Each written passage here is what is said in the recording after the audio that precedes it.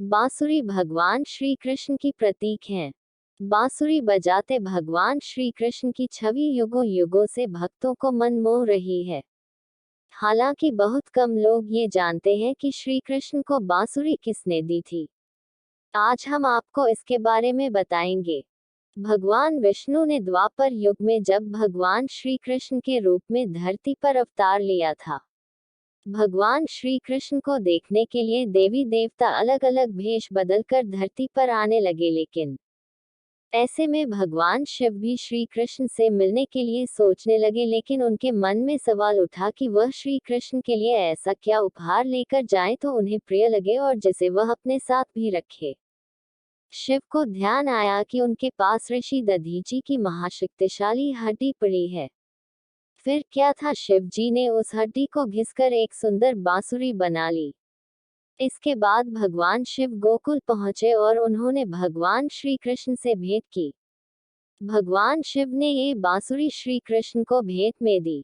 बता दें, ऋषि दधीची ने धर्म की रक्षा के लिए अपने शक्तिशाली शरीर की सभी हड्डियां दान कर दी थी।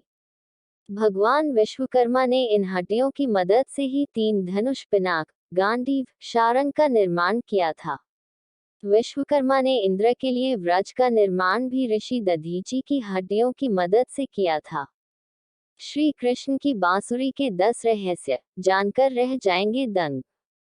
ढोल, मृदंग, झांझ, मंजीरा, ढप, नगाड़ा, पखावज और एकतारा में सबसे प्रिय बांस निर्मित बांसुरी भगवान श्री कृष्ण को अति प्रिय है।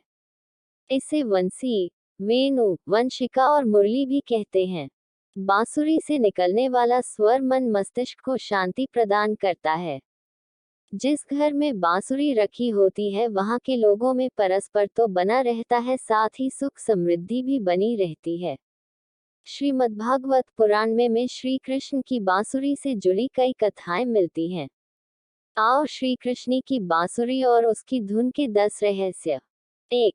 धनवा नाम का एक बंसी बेचने वाला श्री कृष्ण को बांसुरी देता है तो वे उस पर पहली बार मधुर धुन छोड़ते हैं, जिससे वह बंसी बेचने वाला मंत्रमुग्ध हो जाता है।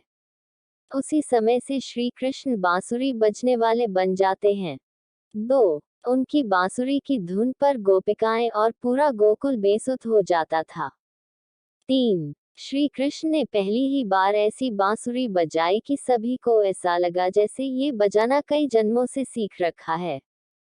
4. ऐसा भी कहा जाता है कि जब भगवान शिवजी बालकृष्ण को देखने आए तो उन्होंने ऋषि दधीची की हड्डी को घिसकर एक सुंदर एवं मनोहर बांसुरी का निर्माण किया।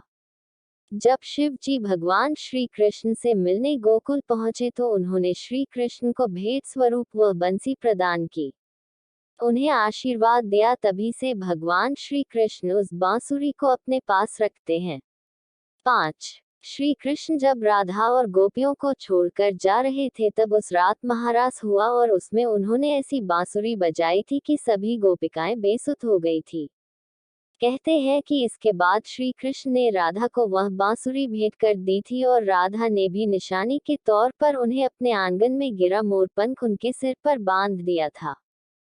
6. बांसुरी के संबंध में एक धार्मिक मान्यता है कि जब बांसुरी को हाथ में लेकर हिलाया जाता है तो बुरी आत्माएं दूर हो जाती हैं और जब इसे बजाया जाता है तो घरों में शुभ चुंबकीय प्रवाह का प्रवेश होता है। 7. श्री कृष्ण की बांसुरी सुनकर गायें लौट आती थी। 8. राधा कुंड क्षेत्र श्री कृष्ण से पूर्व राक्षस अरिष्टासुर की नगरी अर्धवन थी। अरिष्टासुर से ब्रजवासी खासे तंग आ चुके थे। इस कारण श्री कृष्ण ने उसका वध कर दिया था। वध करने के बाद राधा जी ने बताया कि आपने गौवंश के रूप में उसका वध किया है, अतः आपको गौवंश हत्या का पाप लगेगा। ये सुनकर श्री कृष्ण ने अपनी बांसुरी से एक कुंड खोदा और उसमें स्नान किया। इस पर राधा जी ने भी बगल में अपने कंगन से एक दूसरा कुंड खोदा और उसमें स्नान किया। श्री कृष्ण के खोदे गए कुंड को श्याम कुंड और राधा जी के कुंड को राधा कुंड कहते हैं। 9. एक बार गोपियों ने श्री कृष्ण की बांसुरी से पूछा कि आखिर पिछले जन्म में तुमने ऐसा कौन सा पुण्य कार्य किया था जो तुम हमारे मुरली मनोहर के गुलाब की पंखुड़ी जैसे होठों पर स्पर्श करती रहती हो। ये सुनकर बांसुरी ने मुस्कुराकर कहा, मैंने उनके समीप आने के लिए जन्मों तक इंतजार किया। त्रेता युग में जब भगवान राम वनवास काट रहे थे, तो उस वक्त मेरी भेंट उनसे हुई थी। उनके आसपास बहुत से मनमोहक पुष्प और फल थे। उन पौधों की तुलना में मुझ में कोई विशेष गुण नहीं था, परंतु भगवान ने मुझे दूसरे पौधों की तरह ही महत्व दिया। उनके कोमल चरणों का स्पर्श पाकर मुझे प्रेम का अनुभव होता था। उन्होंने मेरी कठोरता की भी कोई परवाह नहीं की। जीवन में पहली बार मुझे किसी ने इतने प्रेम से स्वीकार किया था। यही कारण है कि मैंने आजीवन उनके साथ रहने की कामना की।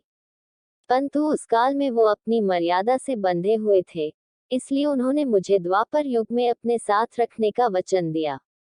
इस प्रकार श्री राम ने अपना वचन निभाते हुए श्री कृष्ण रूप में मुझे अपने निकट रखा। 10. आखिरी समय में भगवान श्री कृष्ण उनके सामने आ गए। भगवान श्री कृष्ण ने राधा से कहा कि वे उनसे कुछ मांग लें, लेकिन राधा ने मना कर दिया। कृष्ण के दोबारा अनुरोध करने पर राधा ने कहा कि वे आखिरी बार उन्हें बांसुरी बजाते देखना और सुनना चाहती हैं। श्री कृष्ण ने बांसुरी ली और बेहद सुरीली धुन में बजाने लगे। श्री कृष्ण ने दिन रात बांसुरी बजाई। बांसुरी की धुन सुनते सुनते एक दिन राधा ने अपने शरीर का त्याग कर दिया। अगर आपको ये स्टोरी अच्छी लगी हो तो इसे जरूर शेयर करें और इसी तरह के अन्य लेख पढ़ने के लिए सब्सक्राइब की बटन दबाएं।